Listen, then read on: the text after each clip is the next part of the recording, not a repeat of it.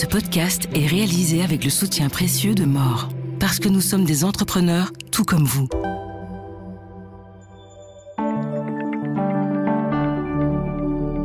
Bienvenue dans le Trends des marchés. Je m'appelle Fanny Rocher et avec notre analyste Éric Joly, nous revenons sur une valeur qui revient au devant de la scène. Après l'or, la star boursière et l'argent.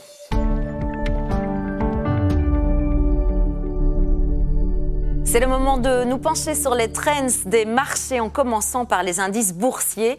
Les bourses européennes ont connu un début de semaine largement favorable alors que l'économie chinoise a montré des signes de reprise en septembre dans le sillage de la nette accélération de la production industrielle. Sur Euronext, Bruxelles, Umicore a repris le chemin de la hausse après sa légère correction de la semaine dernière. Floridienne a poursuivi son redressement et quasiment récupéré l'ensemble des pertes subies au cours de la première quinzaine du mois. L'ensemble des valeurs du BEL 20 ayant fini dans le vert, les baisses du jour étaient à chercher hors indice à l'image de What's Cooking et de Biotalis. Nous avons beaucoup parlé ces dernières semaines de l'évolution du prix de l'or. Il y a un autre métal aujourd'hui qui a connu une production phénoménale, c'est l'argent. Et on en parle avec notre invité, l'expert Éric Joly. Bonjour. Bonsoir et bienvenue. On en parle avec vous. Alors c'est vrai que l'argent connaît également une montée incroyable en ce moment.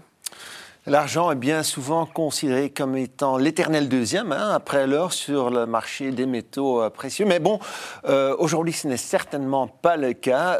Jeudi dernier, l'argent a franchi le cap des $54 l'once, ce qui fait que par rapport au 1er janvier, l'argent, en termes de dollars, en tout cas, a progressé de 85% contre seulement 58% pour l'or, ce qui veut également dire qu'un lingot d'or et un lingot d'argent sont devenus beaucoup plus cher dans le courant de 2025. Oui, c'est ça, Éric Joly. Vous avez ramené avec vous un graphique pour qu'on puisse comprendre et en tirer quelques enseignements aussi.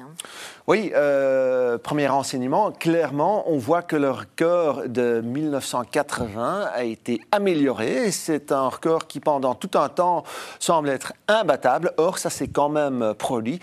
Pour rappel, en 1980, c'était deux frères, les frères Hunt, qui avaient créé une sorte de pénurie dans le marché de l'argent, ce qui a fait que l'argent a très fortement augmenté. Maintenant, quand même une toute petite remarque, on ne peut pas comparer tout à fait la situation de 1985 à celle de 2025, puisque le contrat de l'argent, à l'époque, se négociait sur le Chicago Board of Trade. Aujourd'hui, ça se passe à Londres, sur le London Bullion Market. C'est ça. On va continuer peut-être à regarder quelque chose qui est assez visible sur ce graphique. C'est une deuxième hausse qui s'est produite autour des années 2010.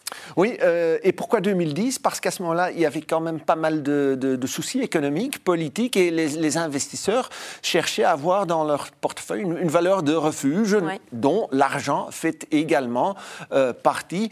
Il y avait à cette époque-là aussi une demande accrue en provenance de l'industrie, par exemple pour le secteur de l'électronique, mais il y avait également déjà à ce moment-là des tensions d'un point de vue politique, des midterms en 2010, c'était pas très bien passé. Et donc, tout ça a fait que le prix de l'argent a fortement monté. Oui, c'est ça, Éric. Alors, l'argent profite donc de la même demande des investisseurs qui stimule également la demande pour l'or. Alors, c'est une sorte de police d'assurance, est-ce qu'on pourrait dire ça, contre des risques géopolitiques que vous évoquiez pour 2010, mais qui sont encore le cas aujourd'hui, et une dévaluation monétaire. Est-ce qu'il y a une grande différence ? Mais je pense qu'il y a une grande différence, et c'est quand même la taille du marché. Donc, le marché de l'argent est beaucoup moins important que le marché de l'or. Il y a des études qui ont été publiées à ce sujet-là. On parle de 9 à 10 fois plus petit. Et donc, oui, c'est logique quelque part, puisqu'on le sait, le marché de l'or est soutenu, stabilisé en quelque sorte par les achats des banques centrales qui essayent de se diversifier. Ça, c'est quelque chose que l'on ne voit pas dans le marché de l'argent. Oui, c'est ça. On parle d'un marché qui est plus petit. Est-ce que ça veut dire que du coup, en conséquence, il y a plus de risques ? Oui, quand même. C'est un marché qui est beaucoup plus illiquide. Il y a aussi beaucoup de petits intervenants qui peuvent faire évoluer le prix de l'argent dans un sens ou dans un autre. Et donc, ces dernières semaines, on parlait beaucoup d'un short squeeze, c'est-à-dire c'était des investisseurs qui avaient parié sur une baisse de l'argent et avaient vendu de l'argent qu'ils avaient emprunté. En voyant l'évolution du prix du métal gris, ils se sont dit, OK, on ne peut que clôturer notre position, ce qui a fait qu'ils ont dû acheter de l'argent supplémentaire qui a encore fait augmenter le prix de l'argent dans le marché. Alors, la question que j'ai envie de vous poser, est-ce que c'est le bon moment pour acheter de l'argent, Éric Joly? Ça, c'est une question très, très difficile, mais il y a quand même un indicateur qui peut peut-être nous aider un tout petit peu, et on le voit à l'instant à l'écran. Donc, c'est le ratio or-argent. Pardon, en d'autres termes, combien d'onces d'argent sont nécessaires pour acheter une once d'or. Si ce ratio est assez élevé, on peut parler d'un niveau de 100, mais c'est relativement intéressant d'acheter de l'argent, puisque l'argent, par rapport à l'or, n'est pas trop cher. Par contre, et on vient de le voir, si ce ratio est plutôt bas, ça veut dire que l'argent est relativement cher, et je me permets quand même de vous rappeler qu'il s'agit quand même d'un investissement qui est très spéculatif, donc faites quand même attention.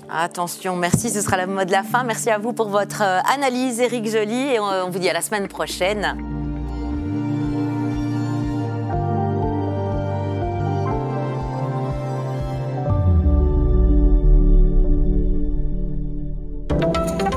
Interrogez-vous sur vos marges pour créer plus de valeur. Gagnez plus sans vendre plus. Analysez vos marges produit par produit et découvrez où l'argent s'échappe ou dort. Mort, parce que nous sommes des entrepreneurs tout comme vous.